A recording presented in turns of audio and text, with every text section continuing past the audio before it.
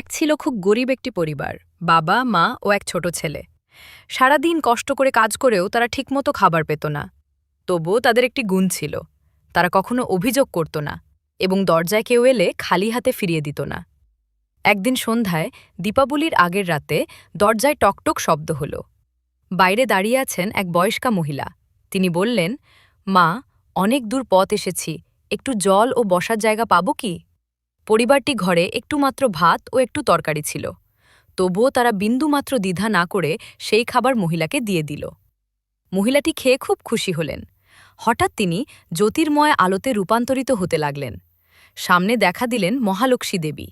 দেবী বললেন, তোমাদের দয়া, সততা ও একটুকু খাবার ভাগ করে নেওয়ার মন, এইটাই সত্যিকারের সম্পদ। আমি তোমাদের আশীর্বাদ দিচ্ছি।